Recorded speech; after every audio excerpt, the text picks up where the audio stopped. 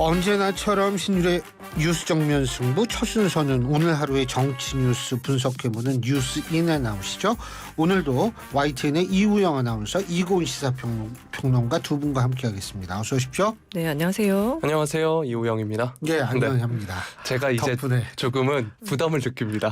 그래요? 얼마나 이제는 소재가 슬슬 떨어지기 시작하죠. 하지만 준비는 돼 있는데 또 괜히 너무 이걸로 시간을 잡아먹을까봐. 괜찮아요. 괜찮습니까? 뭐 시간 좀 잡아먹으면 되게 중요한 네. 얘기인데. 그럼 제가 금요일로 삼행시를 준비했습니다. 금? 네, 금요일에 부탁이 하나 있습니다. 요상한 부탁 아닙니다. 일단 유튜브 켜서서 YTN 라디오 검색해서 좋아요와 구독 부탁드리겠습니다. 신율의 뉴스 정면 승부에 댓글 부탁드리겠습니다. 예. 저도 너무 당황해서 지금 발음이 좀 샜습니다. 괜찮아요. 네. 저도 오늘 이렇게 발음이 자꾸 새는지. 근데 우리 이고은 평론가님이 이런 노력하는 모습을 어떻게 평가하십니까? 정말 건실한 청년의 자세. 그렇죠. 아름답습니다. 예, 아름답죠. 저는 매일 아름다움을 느끼고 있어요. 예. 네. 자, 이 아름다운 분위기를 계속해서 어떻게 유지할까요? 네. 예, 오늘 첫 소식. 네, 오늘 금요일입니다. 여론조사. 네, 살펴보도록 하겠습니다. 오늘 살펴볼 여론조사는 한국갤럽의 여론조사인데요. 한국갤럽이 지난달 30일부터 이달 1일까지 전국 만 18세 이상 1,002명을 대상으로 조사를 한 여론조사입니다. 이번 조사의 오차범위 95% 신뢰 수준에서 플러스 마이너스 3.1%포인트고요. 무선과 유선, 전화조사원 인터뷰 방식으로 진행됐고 응답률 10.4%입니다. 자세한 내용은 중앙선거여론조사심의위원회 홈페이지를 참조하시면 됩니다. 자, 윤 대통령의 국정 지지율부터 살펴보도록 하겠습니다. 네, 윤석열 대통령 국정 지지율이 35%로 직전 조사부터 1%포인트 내렸고요. 부정평가는 2%포인트 오른 57%로 나타났습니다. 긍정평가의 이유는 여전히 외교가 40%로 아주 높은 순위에 꼽혀 있고요. 노조 대응, 그리고 결단력, 추진력, 뚝심, 일본 관계 개선, 국방 안보 등이 그 다음 순으로 꼽혔습니다. 부정평가 이유로도 역시 외교가 29%로 높은 순위에 있었고요. 경제, 민생, 물가, 독단적이다, 일방적이다, 그리고 일본 관계, 후쿠시마 오염수 방류 문제 등도 그 뒤를 이었습니다. 정당 지지율을 보면요. 국민의힘 35%, 더불어민주당 32%, 무당층 27%, 정의당 5%를 기록을 했는데요. 국민의힘은 직전 조사보다 1%포인트 내렸고 민주당은 1%포인트 올랐는데 이 양대 정당의 비등비등한 구도가 국민의힘 전당대회 이후에 계속 지속되고 있는데 양당 간의 격차나 추세는 이 오차범위 내에서 우열을 가리기 힘든 수준이 계속 이어지고 있습니다. 재미있는 또 조사도 있는데 내년 총선 결과 전망에 대해서요. 37%가 여당 다수 당선, 그리고 49%는 야당 다수 당선을 선택을 했습니다. 연령별로 보면 70대 이상에서는 여당 승리, 그리고 50대 이하에서는 야당 승리가 우세했고요. 무당층에서는 49%가 야당 승리를 전망했고 여당 승리는 22%에 그쳤습니다. 네, 이번 조사에서는 장래 정치 지도자 선호도 조사 항목도 있었다고 하는데 어떤 인물이 가장 높은 지지를 받았나요? 네, 이 장래 정치 지도자 선호도 조사가 3월에도 우리가 한번 소개를 해드린 적이 있는데 이게 분기별로 한 번씩 시행되는 조사입니다. 차기 대선 출마를 전제로 하는 건 아니고 응답자가 주목하는 인물 이렇게 자유응답으로 답변하는 형식이니까 어떻게 보면 일종의 인지도 조사랑 비슷하다고 볼 수도 있겠는데요. 그 결과 민주당 이재명 대표가 22%로 가장 높았고요. 이게 지난 분기 20%에 비하면 소폭 올랐습니다. 한동훈 법무부 장관 11%, 홍준표 대구시장 5%, 오세훈 서울시장 4%, 안철수 국민의힘 의원 2%, 이낙연 전 민주당 대표 2% 순이었습니다. 그리고 이번 조사에서는 또 김동연 경기지사가 1%로 1년 만에 다시 이름을 올렸고요. 민주당 이탄희 의원도 1%로 처음 이 순위에 올랐습니다. 네, 일단 대통령 지지율의 소폭 하락 이런 여론조사 어떻게 보시나요? 1%포인트 하락한 거 가지고 우리가 이거 원인이 뭔지 모르겠네요. 이렇게 얘기하기는 좀 그런데 네. 확실한 거는 2주 연속 하락세라는 거는 확인이 되는 것 같아요. 그러니까 2주 연속 하락했다라는 거는 상승 추세가 아니라는 것은 우리가 얘기할 수가 있겠죠. 그런데 저는 해당 조사에서 이 여당이 다수 당선될 것이다가 37%, 야당 다수 당선을 선호하는 게 49%, 이 점을 주목을 합니다. 근데 아까 정당 지지율 말씀하셨을 때 국민의힘이 35, 더불어민주당이 32%였지 않습니까?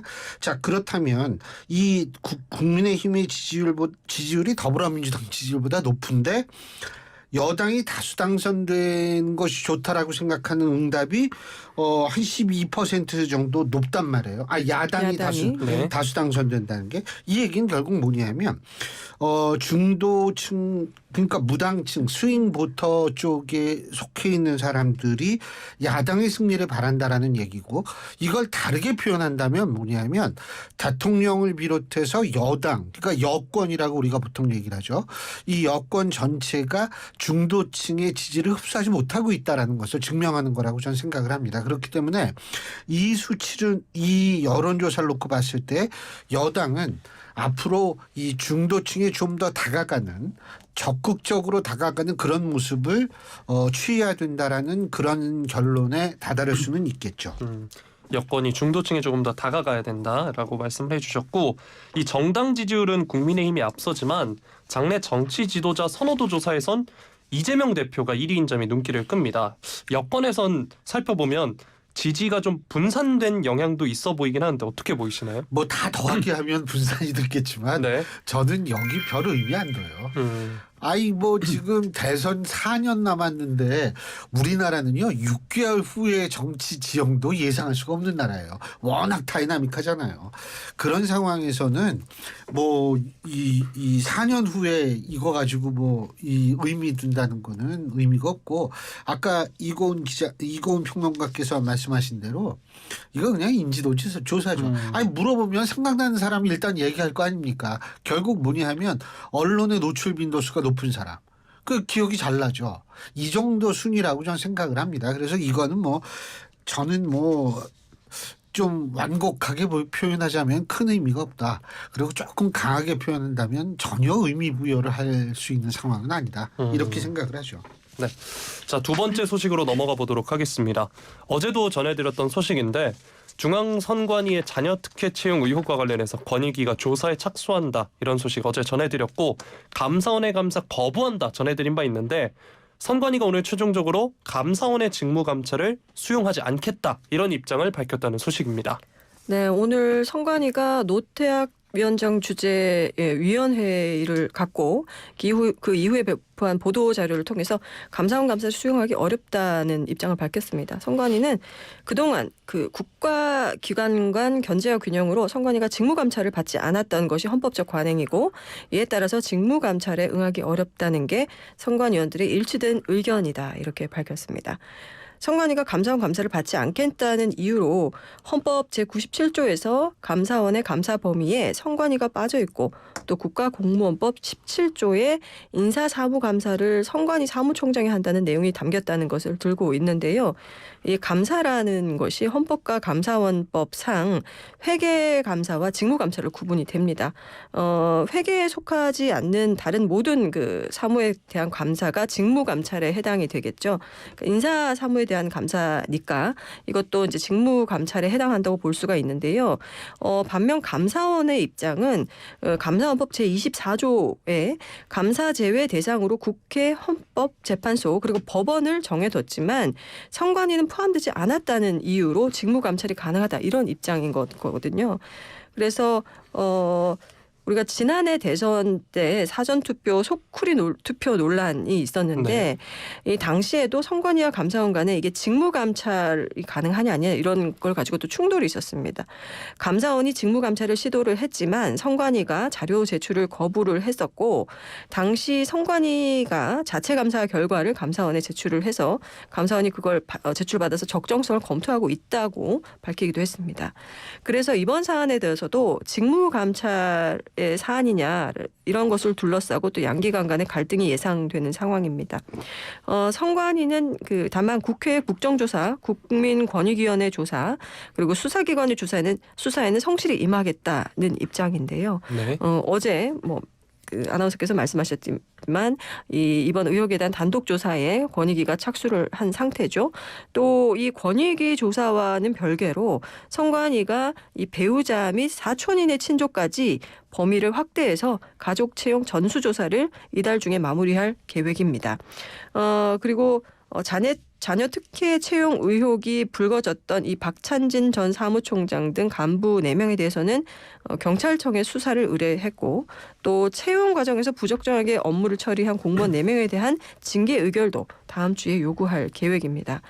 또 선관위는 이번 의혹을 계기로요 중앙위원회 내 독립기구로 감사위원회도 설치하기로 했고 또 외부 견제와 감시를 강화하기 위해서 외부 전문가를 위원으로 선임할 방침이라고도 합니다. 또 이번 의혹으로 자진 사퇴한 박 전 총장 그리고 송봉섭 전 사무처장 후임 인선에도 본격적으로 착수했습니다. 네. 선관위가 결국 권익위 조사는 받아들인 반면에 감사원의 감사는 거부한 건데요. 이런 결정에 대한 배경은 어떤 거라고 보시나요? 배경은 모르겠고요. 네. 저희가 어제 더불어민주당 안민석 의원과 인터뷰를 했었거든요. 안민석 의원께서 하신 말씀이 있어요. 감사원이 아니라 감사원 할아버지가 감사를 한다 그래도 이건 감사를 받아야 된다라는 얘기를 했는데 어떤 사람은 그러더라고요. 감사원의 할아버지면 사헌부 뭐 이런 얘기를 하는데 근데 어쨌든 그만큼 정치권에서도 감사원의 감사가 필요하다는 생각을 하고 있다라는 거고 전 근데 이런 생각이 들었어요. 법을 어겼다는 의혹을 받는 측이 법을 들먹이면서 감사를 거부한다. 저는 이 점이 굉장히 당혹스럽습니다. 그리고 두 번째는 뭐냐 하면 실제로 뭐 본인들은 뭐 배우 아까 이고은 평론가께서 배우자하고 뭐 사촌이나 네. 사도나 친족까지. 사도나 팔촌 아니지만 친족까지 뭐 한다 이런 말씀하셨는데 이게요 감사원은 지금 감사원이 아니라 선관위는 이제 신뢰를 상당 부분 상실했어요 이미. 근데 신뢰를 상실한 집단이 우리가 이거 스스로 이번에 이걸 이렇게 조사할게 그러면은 그 신뢰를 상실한 그 곳에 대해서 국민들이 그래? 그럼 달라지겠네? 라고 신뢰를 보내줄까요? 그렇지가 않아요. 네. 그러니까 제가 볼 때에는 그 선관위의 고위직들이 아직도 상황 판단에 조금 문제가 있지 않나라는 생각을 가질 수밖에 없고 이게 제가 뭐 선관위원도 아니고 아무것도 아니지만 지금 선관위의 제일 중요한 부분은 뭐냐면 추락한 신뢰를 회복하는 겁니다. 왜? 신뢰를 회복해야지 이제 1년도 안 남은 총선을 준비를 하고 이래야 될 거 아닙니까? 그러면 선관위의 제일 큰 과제는 뭐냐면 신뢰 회복이에요. 지금 독립성만 얘기하고 있잖아요. 충분히 그래 혼자 그렇게 독립성 얘기를 했다가 신뢰 없이 독립성만 주장하면 그거는 그 기관이 제 기능을 수행할 수 없음을 의미하거든요. 그렇기 때문에 이게 감사를 거부한다? 신뢰를 상당 부분 잃어버린 그러한 곳에 있어서의 고위층들이 그런 얘기를 한다? 이러면은 일반인 눈에는 더 신뢰할 수 없다라는 생각이 들 수밖에 없어요. 아니 왜 감사를 거부하지? 그리고 또 한 가지 세 번째 제가 말씀드리고 싶은 건 권익위 조사받는 건 법에 있는 모양이죠. 예? 이렇게 법을 그렇게 말씀을 하시니까 그건 법에 있나? 이런 궁금증이 생기더라고요. 하여간 제가 볼 때에는 제가 항상 하는 얘기가 있어요. 나이 들수록 똑똑함으로 사는 것이 아니라 현명함으로 사는 것인데 과연 지금 선관위가 국민들의 눈에 현명한 그러한 조직체로 보이고 있는가 이 부분에 대해서 한 번쯤 생각해 봤으면 좋겠다는 그런 생각이 듭니다. 네. 자 그렇다면 이번엔 감사원의 반응을 한번 살펴보겠습니다. 감사원은 감사원법에 따라 엄중하게 대처하겠다 이런 입장인 거죠.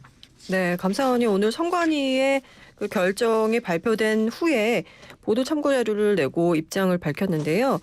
감사원은 정당한 감사 활동을 거부하거나 방해하는 행위는 감사원법 제51조에 따라 지위 고하를 막론하고 엄중하게 대처할 것이다. 이렇게 밝혔습니다. 감사원법 51조 내용을 보면요. 감사원의 감사를 방해하는 사람은 처벌할 수 있다라는 내용이거든요. 그래서 결국 선관위를 상대로 고발 가능성까지 언급한 것이 아니냐. 이렇게 또 해석할 수 있겠습니다. 감사원은 선관위가 담당하는 선거 관련 관리 집행사무 등은 기본적으로 행정사무에 해당하고 선관위는 선거 등에 관한 행정기관이기 때문에 감사 대상에 해당한다. 그리고 그간 선거 관리의 독립성을 존중하는 차원에서 감사를 자제해온 것일 뿐이라고 주장을 했습니다. 아까 선관위가 국가공무원법 17조 인사사무감사를 선관위 사무총장이 한다는 내용을 근거로 감사원의 감사를 거부한다 이렇게 말씀을 드렸는데요. 감사원은 이 법조항이 인사사무감사를 배제하는 근거는 될 수 없다라고 밝혔는데요. 감사원은 이 규정이 행정부 인사혁신처에 의한 자체적인 인사감사의 대상에서 선관위가 제외된다는 의미지 선관위 인사사무에 대한 감사원의 감사를 배제하는 규정은 결코 아니다. 이런 입장을 밝혔습니다. 또 그 감사원은 저도 잠깐 말씀드렸는데 감사원법 제24조 국회, 법원, 헌법재판소를 제외한 행정기관의 사무와 그에 소속한 공무원의 직무를 감찰 대상으로 둔다는 내용의 이 법 조항이 그 선관위 직무 감사가 가능하다는 그 근거로 제시를 했고요. 감사 이 제외 기간에 선관위가 포함되지 않기 때문에 결국 직무 감찰 대상이다라는 것이고 또 이 조항이 1994년 감사원법 개정안을 국회가 논의하는 과정에서 최종 결정됐듯이 오래도록 이어져 온 법적 근거라는 점도 강조를 했습니다. 또 이미 선관위가 인사 업무 관련한 감사원의 감사를 계속 받아왔다는 점도 강조를 했는데요. 과거에도 선관위가 2016년과 19년에 각각 인사 업무 부당 처리로 감사원에서 직원 징계 요구를 받았던 적이 있고 또 작년 하반기부터 진행한 선관위 정기 감사에서 선거 업무와 관련해 일부 직무 감사가 진행되기도 했다는 사실 이것도 오늘 감사원에 의해서 공개됐습니다. 네. 자, 이제 감사원의 입장은 감사원법 제24조 조금 전에도 소개해 주셨지만 국회, 법원, 헌법재판소 소속 공무원을 제외하고는 모두가 감찰 대상이다. 이러는 건데요. 이 주장은 어떻게 보시나요? 제가요. 아까 이고은 평론가께서 지적하신 헌법 97조를 찾아봤어요. 네. 헌법 97조에는 이렇게 돼 있습니다. 국가의 세입 세출의 결산, 국가 및 법률이 정한 단체의 회계의 검사와 행정기관 및 공무원의 직무에 관한 감찰을 하기 위하여 대통령 소속하에 감사원을 둔다. 이렇게 돼 있거든요. 네. 그런데 지금 이 부분을 가지고 얘기를 일단은 하는데 왜 그러냐면 이게 헌법은 가장 상위법이기 네. 때문에 이 부분의 해석 여부가 뭐 감사원법이라든지 국가공무원법이라든지 이런 것보다 우선이 되죠. 근데 이 행정기관 및 공무원의 직무 여기선 전 두 가지가 발생할 수 있다고 봐요. 행정기관의 개념이 뭐냐. 광의로는 국가나 공공단체 행정사무를 담당하는 기관을 총칭 이게 광이고요. 협의는 일정한 범위 내의 행정사무에 관하여 국가나 공공단체의 의사를 결정 표시할 수 있는 권한을 가진 기관만을 말한다. 이렇게 돼 있거든요. 그러면 과연 선관위가 독립기관이기는 하지만 행정기관이 아닌가. 왜냐하면 선관위의 직무를 보면 이게 행정에 관련된 게 되게 많아요. 계좌 추적도 할 수 있거든요. 그러니까 행정기관 및 그리고 이제 선관위에 계신 분들은 전부 공무원이죠. 사실. 그렇기 때문에 행정기관 및 공무원에 과연 이 선관위가 포함되느냐 이 부분인데 저는 그래서 아마 1994년에 감사원법 개정할 때 개정안 논의하는 과정에서 선관위가 제외 대상에 들어가지 않은 이유도 제가 볼 땐 행정기관의 개념, 공무원의 개념 때문에 안 들어갔을 거라는 추측을 해봅니다. 네. 그렇기 때문에 만약 이렇게 된다면 저는 선관위가 이것을 거부할 수 있는 근거가 있을까에 대해서 상당히 좀 의구심을 좀 가져요. 감사원법 근데 사실 감사원법이나 국가공무원법은 같은 똑같이 헌법입니다. 하위법이니까 그거는 좀 다르지만 그래서 제가 볼 때에는 논란의 소지는 분명히 있지만 중요한 것은 논란의 소지가 있다 하더라도 감사원이 물론 감사원이 아니라 선관위는 선관위 입장에서 볼 때 선례를 만들고 싶지 않을 수도 있죠. 그런데 지금은 선례를 만들고 싶지 않다라는 그런 상황을 논할 때일까라고 생각해 보면 저는 사실은 지금 상황 판단을 좀 잘해야 될 거라는 생각이 듭니다. 네. 자, 다음 소식으로 넘어가 보도록 하겠습니다. 국민의힘 황보승희 의원이 정치자금법 위반 등의 혐의로 경찰 조사를 받고 있다 이런 소식이 전해졌습니다. 네, 부산경찰청 반부패 경제범죄 수사대가 황보승희 의원이 선거 출마 예정자들 그리고 부동산 개발업체 회장에게 금품을 수수했다는 단서를 잡고 정확한 사실관계를 확인하고 있습니다. 그러나 황보 의원은 혐의를 전면 부인하고 있는데요. 황보 의원에 대한 조사가 시작된 것은 지난해 4월 한 시민단체 고발에서부터입니다. 황보 의원이 2020년 21대 총선 그리고 22년 지방선거를 앞두고 지역구 구의원 그리고 시의원의 후보자들을 대상으로 공천을 대가로 금품을 수수했다는 그런 의혹이 일었고 경찰이 이 의혹을 조사를 하고 있는 건데요. 또 황보 의원이 그 친분이 깊은 부동산 개발업체 회장 A씨로부터 현금 수천만 원 그리고 업체 직원 명의의 신용카드, 명품 가방, 아파트 등을 제공받았다는 의혹에 대해서도 집중적으로 조사하고 있는 것으로 알려집니다. 국회의원이 후원회를 통하지 않고 개인이나 법인에 직접 돈을 받으면 정치자금법 위반으로 간주되는데요. 해당 돈이 정치활동을 위해 사용되지 않더라도 또 처벌이 되죠. 그래서 이제 경찰은 황보 의원이 자필로 적은 정치자금 수수 관련 장부도 들여다보고 있다고 알려지고 있습니다. 또 A씨는 2020년 4월 임대차 계약을 체결해서 황보 의원에게 서울 마포구 소재 아파트를 숙소로 제공하고 또 차량도 제공했다고 전해지는데 이런 점들은 이제 황보 의원과 전 남편 사이의 그 위자료 소송에서도 법원이 사실로 인정한 부분이라고 합니다. 그러나 이런 조사 내용에 대해서 황보 의원은 공천을 대가로 돈을 받은 적이 일절 없다. 이렇게 혐의를 전면 부인하고 있는 상태입니다. 네, 자 앞서서 말씀해 주셨다시피 황보승희 의원이 정치자금법 위반 혐의로 경찰 수사를 받고 있는 것이고요. 또 최근 국민의힘에선 김연아 전 의원 관련 논란도 있었고 어떻게 이제 당이 처리를 하고 이제 할지 정리를 할지가 궁금한데 어떻게 전망하시나요? 수사 혹은 조사 결과가 이것이 의혹이 사실로 드러나게 된다면 당연히 국민의힘은 이 국민이 생각하는 이상으로 엄중한 어떤 처벌을 해야 된다라고 봅니다. 네. 왜냐하면 그래야만 본인들의 차별성도 사실 드러날 수 있을 거고 또 중도층 같은 경우에 아까 우리가 중도층 얘기했잖아요. 네. 그죠? 근데 그 중도층의 유입도 실제로 가능해지고 그런 차원에서 제가 볼 때에는 일단 수사는 기다리되 만일 수사 결과 조사 결과가 이 사실로 드러나게 되면 엄중한 자체 처벌을 해야겠죠. 네, 사실로 드러난다면 아무래도 그럼요. 네, 움직임이 필요할 것으로 사실 안 드러나고 그렇게 처벌하면 그건 좀 그렇죠. 곤란하죠. 네. 네. 자, 그럼 다음 소식은 돈봉투 의혹과 코인 거래 의혹으로 연달아 악재를 맞았던 민주당이 이 앞서 전해드린 공천 비리 관련 의혹을 토대로 국민의힘 반격을 준비하는 모양새다 이런 소식이 전해지고 있습니다. 오늘 국민의힘의 공천 비리 관련 조사를 진행할 당 차원의 진상조사단을 구성하기로 했다는 소식이에요. 네, 더불어민주당은 황보승희 의원의 공천 비리 관련 보도에서 공격에 고삐를 죄는 모양새인데요. 네. 더불어민주당 돈봉투 의혹에 이어서 국민의힘까지 정치자금 문제가 수사기관 대상으로 오르면서 아무래도 이전 투구 양상으로 치닫는 게 아닌가 이런 예상이 또 되는데 오늘 국민의힘의 공천비리 관련 조사를 진행할 당 차원의 진상조사단 구성하겠다고 했고요.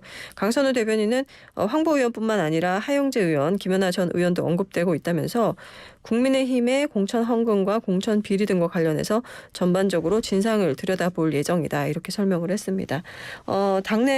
민주당 내에 그 김남국 코인 논란 그리고 돈봉투 악재 이슈가 계속 이어져 왔는데 정치자금법 위반 혐의로 경찰 조사를 받는 이 국민의힘 황보 의원을 겨냥한 여당 공세로 분위기 반전을 시도하는 것이 아닌가 싶기도 합니다. 네, 더불어민주당 이러한 공세 움직임은 어떻게 보시나요? 글쎄요, 뭐 국민들 입장에서 볼 때는 도끼 객끼라고 생각할 수도 있는 거고. 그런데 이 사안의 성격이 예를 들면 돈봉투 의혹 같은 경우에는 아무리 당내 선거라 하더라도 민주주의에서 가장 중요한 절차인 선거에 관련된 의혹이고 그리고 김남국 의원을 둘러싼 의혹 문제는 사실은 이 의혹의 위법, 탈법, 불법 여부를 떠나서 일반 젊은이들에게 상당한 박탈감, 허탈감을 주는 그러한 사안이고 그리고 지금 국민의힘에서 나오고 있는 의혹들이라는 거는 이건 매관 매직에 관한 문제거든요. 그렇기 때문에 사안의 성격들은 모두 다릅니다. 그런데 이제 이 성격이 다르기 때문에 실제적으로 민주당이 지금 만일 뭐 이 국면 전환 공세 분위기 반전을 추구한다면 소기의 목적을 이렇게 성격이 다르기 때문에 달성하게 될지는 전 잘 모르겠어요. 근데 제가 거듭 얘기하지만 국민의힘이 민주당하고 다른 모습을 보이려면 이 조사 혹은 수사 결과 사실로 드러나게 될 경우에는 이 탈당시키고 이런 일은 하면 안 될 겁니다. 예, 오늘 말씀 여기까지 듣죠. 네. 고맙습니다. 고맙습니다. 감사합니다.